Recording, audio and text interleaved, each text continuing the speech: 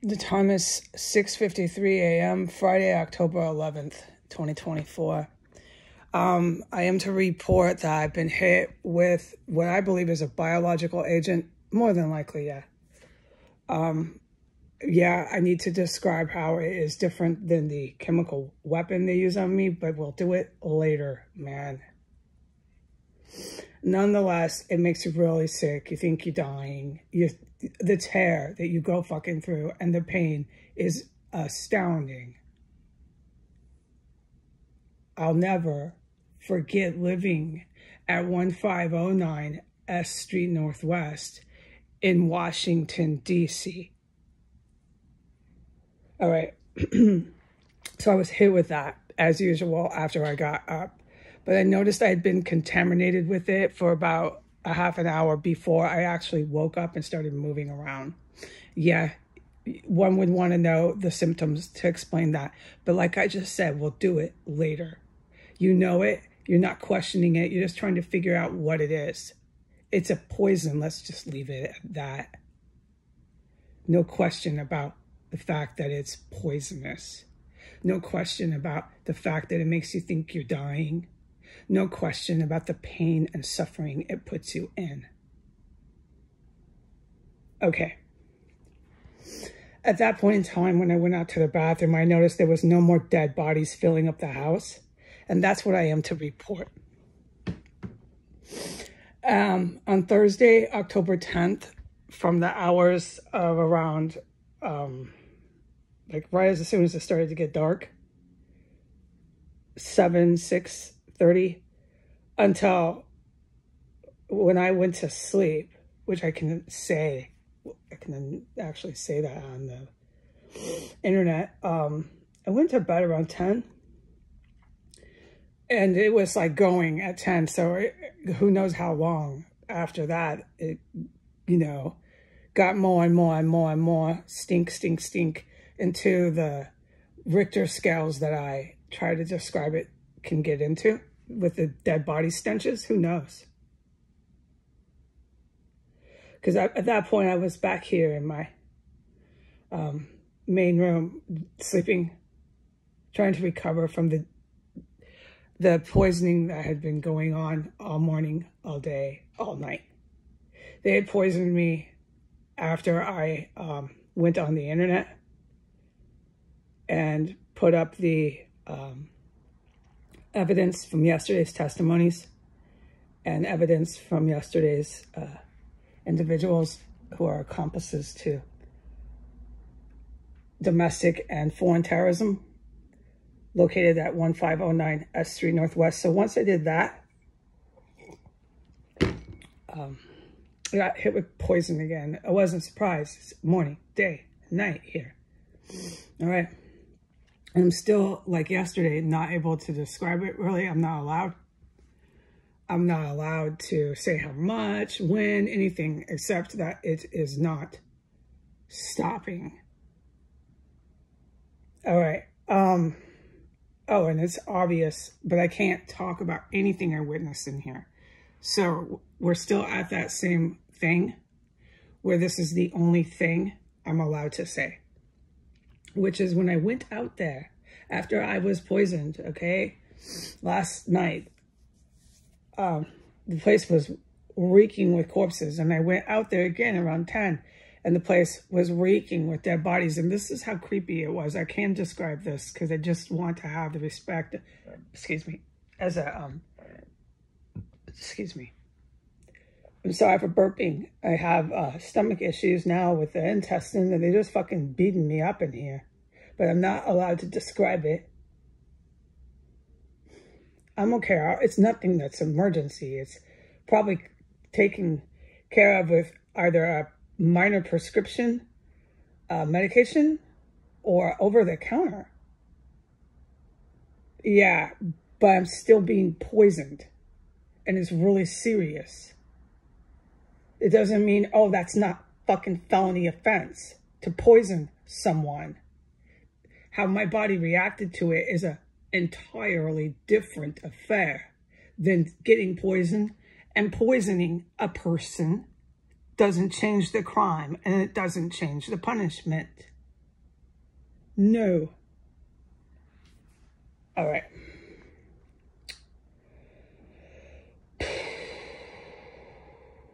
So when I went out there at 10 o'clock at night, the body stench had it was just like, you're not quite at a mass graveyard, but there's more than one dead body, and it's really scary. So this is how I felt, and I can say this to acknowledge what I'm going through and what it feels like, you know, because to have the entire city you're living in tell you it's not happening, tell you it's your imagination, stick their tongues out at you, make you weave up and down the sidewalk to not get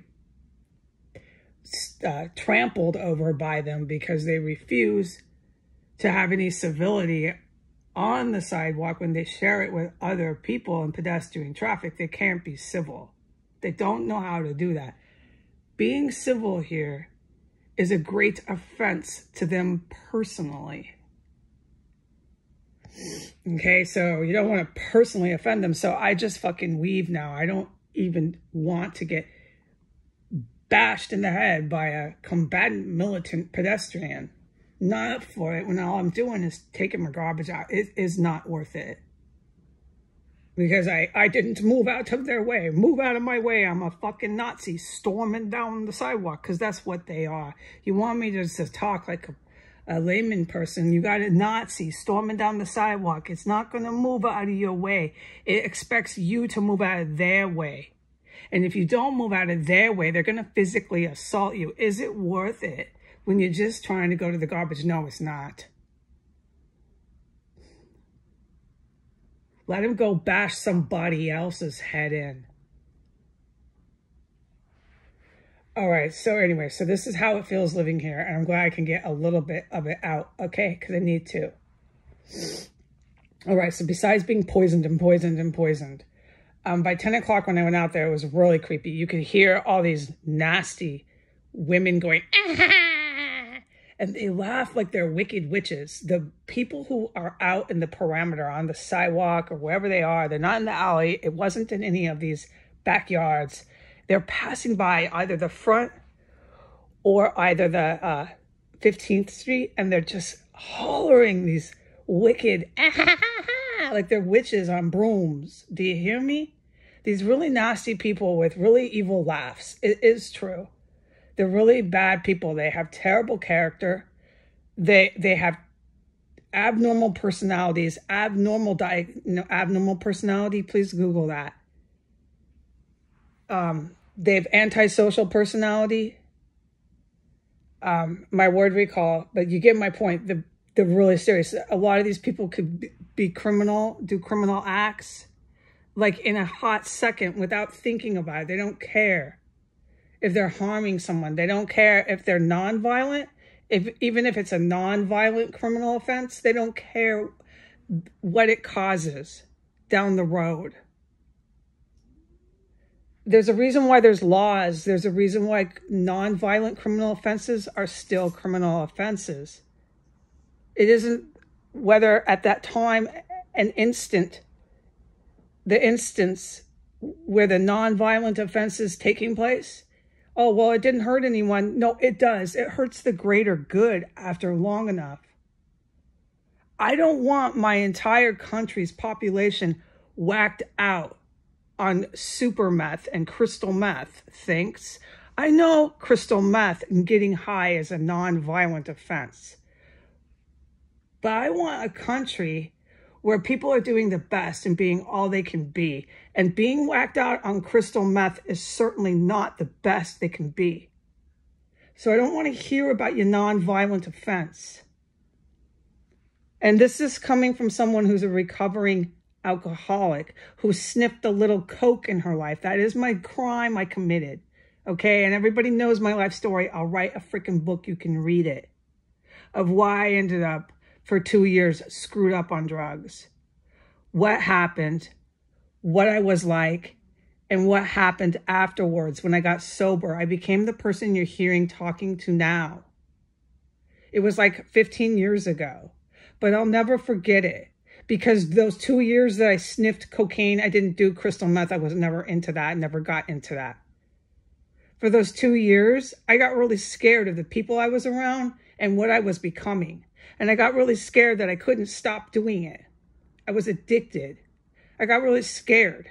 I didn't want to end up in Rikers Island because I was in the state of New York. And I didn't want to end up a prostitute. And that was my prospects. And I knew it. I would sit there with my guitar in Chinatown. It wasn't fun anymore. I was alone, playing guitar, doing drugs, cocaine. I wasn't cool. I wasn't in a band. I wasn't going to be a famous rock star. I was just playing guitar, and my future was a drug addict, ends up in Rikers doing something really stupid while I'm high and drunk because I would drink. And I was about 29. I stopped all that shit at age 30. Never touched anything ever again. Anyways, I only did it for 2 years, but that is the age I was. I want to mention right now, God is speaking to me. All of my drug and alcohol counselors, and this is for 5 years, I went to drug and alcohol counseling. Yeah, every one of them said, the reason why you got into the drugs at your age that you did, because you suddenly out of nowhere started doing cocaine, addictive, like, you know, scoring it all the time. Addiction. That's addiction when you're always scoring, got to go get more. Okay, so the reason why I did that, I started doing it at 28 and I stopped at age 30. At a strange age like that, right? You're a little bit older, was because of my childhood abuse. That's when I discovered through drug and alcohol counseling that I had traumatic, yes, post-traumatic issues. Exactly. I didn't know. No one ever told me. I remember the counselor saying, no one ever told you this? And she looked at me. She was pretty shocked. I said, no. I heard of the word trauma. I have a good vocabulary, but I didn't know I was a trauma victim. She said, yes. She said, because of your primary caregivers. Primary caregivers, who's ever legally responsible for the minor, primary caregiver is usually the parent, the mother, the biological, or mother or father. Yeah, because all the violence I witnessed, all the fucking, oh God, domestic abuse I went through. Oh my God. Yeah, it did. Messed me up. So I fell off the apple cart out of nowhere at 28. It's textbook. I couldn't take the pain of the suppressed, unresolved traumatic events that I had been blocking through my entire young life. I'd been blocking it out.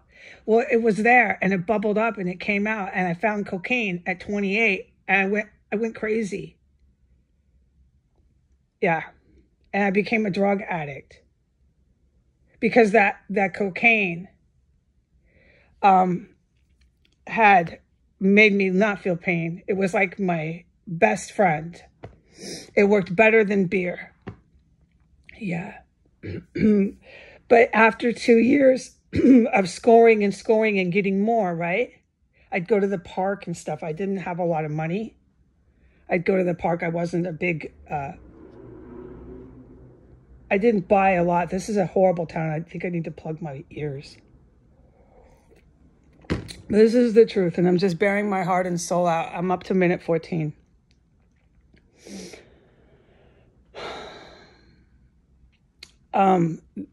After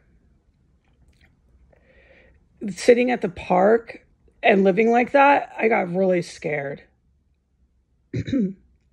I got really scared, and I used to play guitar. I would get wasted on coke and alcohol and play guitar, play along to Metallica, play along to White Zombie.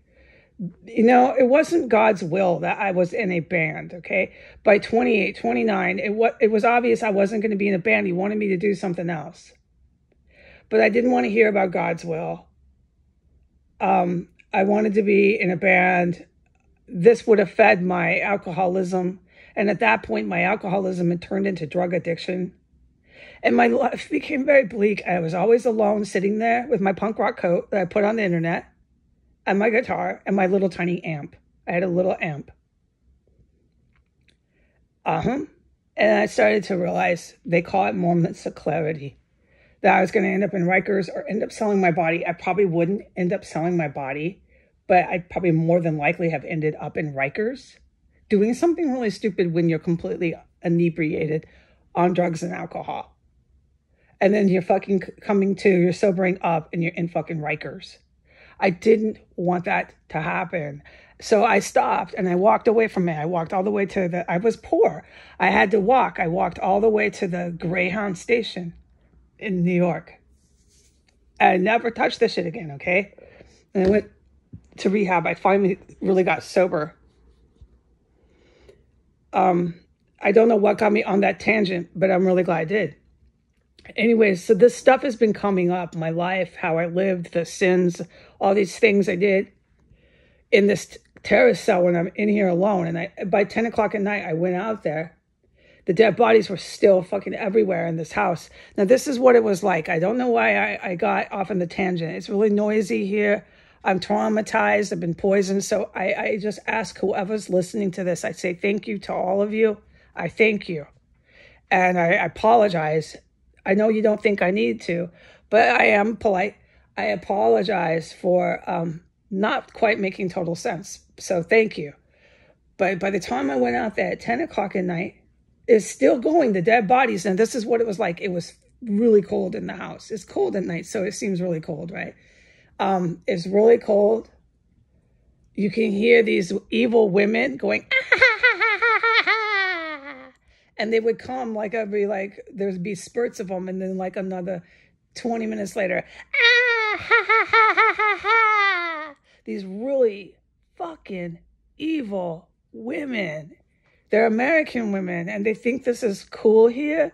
They think this is a place to party and just belt out and laugh. And they're not nice. It's not these nice women. They sound like they're riding a broom and they're witches in the dark. That's what it sounds like.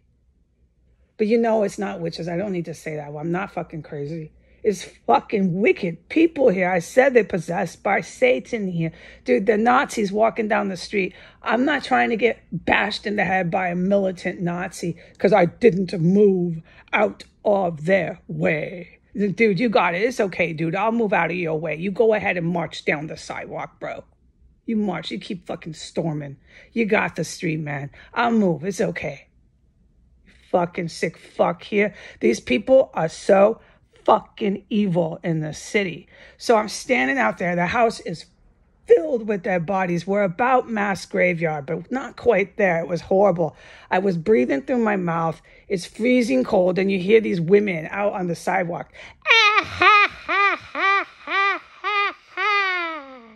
It's dark. Everything's pitch black in this house. You hear a water faucet going drip, drip, drip, drip, drip, drip, dripping water. So you hear water dripping from a faucet. Everything is black. Everything is cold. The house is reeking of fucking, easily 2 or 3 dead bodies. And then you hear these wicked witch women outside somewhere around the perimeter. That's what I'm going through in here. And at that point, at 10, I was like, I gotta get some sleep. This is so fucking creepy in here. And I couldn't believe the courthouse called me. The courthouse is calling me, telling me I'm a fucking drug addict, which really pisses me off because I'm a recovering drug addict, and I certainly know about whether I'm high or whether I'm not high. It's one thing to tell somebody who never did drugs they're a drug addict. That would be really offensive. But it's even more offensive to tell somebody who did do drugs, who has never touched them ever again, that they're fucking drug addict. You want to instantly get someone really angry with you? Tell a recovering drug addict, like, I'm not a drug addict. I was a recovering alcoholic. But I have to be honest, after 2 years, you have to admit you're a drug addict too. It made me feel bad about myself. I had a lot of shame. Yeah. I had a lot of shame about my cocaine abuse. Oh, tons of it. I wanted to keep that a big secret. But it turned out in life, I actually ended up putting it on the internet. We're at 20 minutes. All right. I hope people listen to this. I know it's really long. I don't know if they do. But I had people from the courthouse. So I'm standing in the hallway and I'm like, oh, well, I thought about it. I was breathing through my mouth. The house is filled with fucking dead bodies. There's no question what that fucking is, okay? You fucking assholes in D.C. They're stuffing them again in here. You hear this faucet dripping water. It's freezing cold. The house is pitch black. There's all these dead bodies reeking it up. I've described what is so fucking horrible to smell. I'm breathing through my mouth. I'm hearing women go, ah, ha, ha, ha, ha, ha, from outside in the dark. It is so horrible. And then I think about the Washington, D.C. Superior Civil Courthouse. Called me up yesterday, told me I was a practicing drug addict, that I just have 24 hours sober. No, D.C. Civil Courthouse. I've got 15 freaking years sober. You just pissed off the wrong woman again and again. You guys can't seem to stop yourselves. I don't find anything more offensive than that. I spend every day of my life making sure I don't relapse. I've got the town here telling me I'm fucking high.